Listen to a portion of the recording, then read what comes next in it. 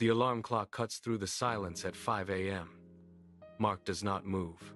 He stares at the ceiling, his body anchored to the mattress by the sheer weight of exhaustion. The room is dark, and the warmth of the blankets creates a gravitational pull that demands he stay, sleep, and forget the alarm ever sounded. He closes his eyes, but the image of the finish line flashes in his mind. He knows that if he stays, the goal dies right here. He forces his spine to straighten, pushing his torso upright against the heavy drag of his own fatigue. His feet find the floor. The wood is freezing, a sharp, biting contrast that shocks his system into alertness. He stands, his muscles stiff, and navigates the room by touch. He reaches for his shoes, pulls the laces tight, and knots them with rhythmic, practiced precision. He walks to the front door and pushes it open. The street outside is empty, the air crisp and still. He takes a breath, feels the cold fill his lungs, and steps off the porch. This is the first brick. He starts to run, not because he feels ready, but because he refuses to stop. By noon, the office air is stale. Mark sits at his desk, staring at a stack of reports that seem to grow taller with every passing minute. His mind wanders, seeking an exit.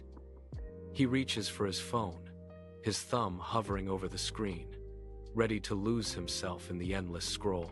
The digital glow promises a quick escape from the mounting pressure of the work. He pauses. He feels the weight of the phone in his palm. He flips the device face down on the desk, the screen clicking against the wood.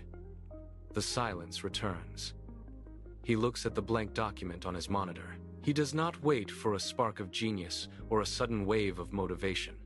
He places his fingers on the keys and strikes the first letter. The cursor blinks, then moves. He types one paragraph, then another. The screen fills with text, not because he feels inspired, but because he refuses to stop. He is building the structure, one sentence at a time. He ignores the urge to check the clock or look for a distraction. He stays in the chair. He keeps his hands moving. This is the second brick. Across town, Sarah faces a different battle. The sun has long set, and the house is quiet. She sits at her desk with a timer set for 30 minutes. Her eyes burn from the day, and her fingers feel heavy, hovering over the keys. The screen is a vast, empty, white void. The temptation to close the laptop and walk away is a physical ache in her chest. She stares at the blinking cursor, waiting for a spark that refuses to ignite. She does not close the lid. She takes a breath, leans into the desk, and presses the first key. One sentence appears, then another.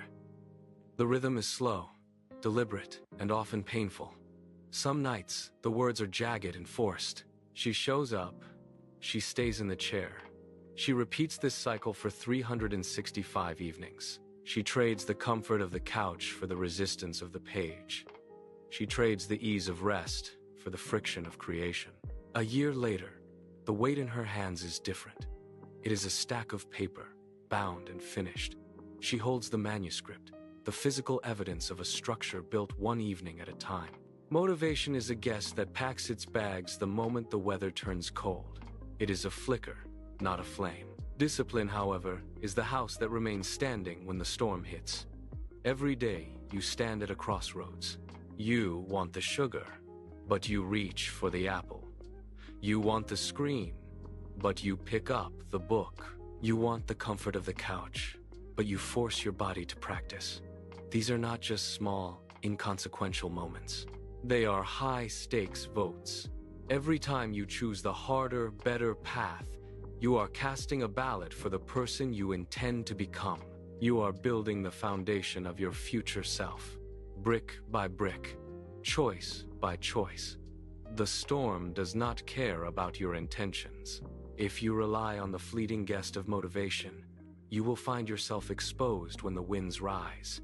If you rely on the house of discipline, you stand firm. Look at your hands. They are the tools of your own architecture. Each action is a deliberate strike against the chaos of the world. Stop waiting for the lightning strike. It is a myth. that keeps you paralyzed. Success is not a sudden explosion of brilliance. It is the steady, rhythmic hum of a machine that refuses to stop. Look at your hands right now. What are they doing? Are they idle or are they working? Those hands are the architects of your tomorrow. Every movement is a brick. Every decision is a foundation stone. Do not search for grand moments or perfect conditions. They do not exist. There is only the work in front of you. Start small. Lay one brick today, then lay another tomorrow. Trust the process. The life you imagine is not a distant destination you reach. It is a structure you build, one day at a time. The blueprint is in your grip. The time is now. Pick up the brick and start.